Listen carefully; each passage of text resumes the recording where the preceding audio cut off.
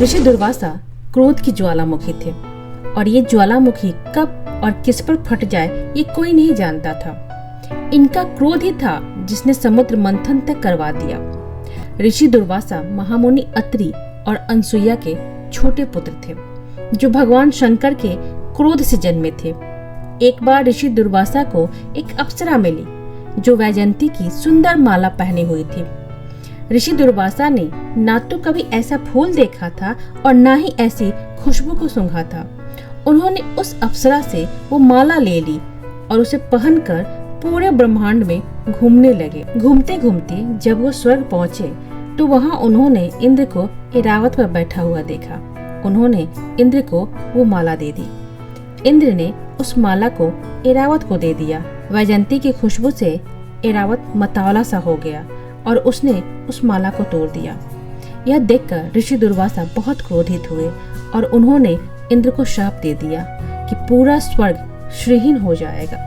धीरे धीरे स्वर्ग से सोने और रत्नों की चमक जाने लगी और स्वर्ग शक्तिहीन होने लगा।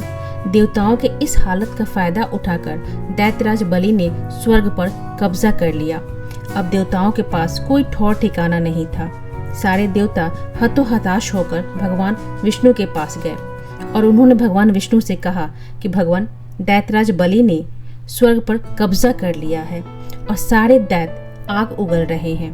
तब भगवान विष्णु ने कहा कि वो आग उगल रहे हैं तो आपके पास पानी है। देवताओं को भगवान विष्णु की ये बात समझ में नहीं आई। तब भगवान विष्णु ने कहा कि आप लोग इस समुद्र का मंथन कीजिए। इस मंथन से देवी लक्ष्मी और अमृत मिलेगा। देवी लक्ष्मी जो धन और सौभाग्य की देवी हैं, एक बार जब वो इस जल से ऊपर उठ जाएंगी तो स्वर्ग लोक फिर से आपका हो जाएगा। भगवान विष्णु ने इंद्र को श्राप मुक्ति के लिए देवताओं को दैत्यों के साथ समुद्र मंथन के लिए कहा और दैत्यों को अमृत का लालच दिया। अमृत के लालच में दैत्य तैयार हो गए। देवताओं ने समुद्र को देखा। पानी का वो असीम विस्तार जो मुश्किल से शुरू होता है और खत्म होता है, उसका मंथन होने जा रहा था। मंदार पर्वत को मथनी बनाया गया जिस पर नागराज वासुकी रस्सी के समान लिपट गए। आज महासागर वह देख रहा था जो उसने कभी नहीं देखा। देवता और दैत्य उसका मंथन करने के लिए एक साथ खड़े थे। मंथन शुरू हुआ लेकिन समुद्र तल पर कोई आधार नहीं होने की वजह से मंदार पर्वत डगमगा रहा था। किसी को कुछ समझ में नहीं आ रहा था अब क्या हो। सब भगवान विष्णु की तरफ देखने लगे। भगवान विष्णु का शरीर बदल रहा था और देखते ही देखते भगवान विष्णु का पूरा शरीर एक विशाल कछुए के रूप में बदल गया। कछुए के रूप में भगवान विष्णु ने मंदार पर्वत को अपनी पीठ पर लिया और मंथन शुरू हुआ।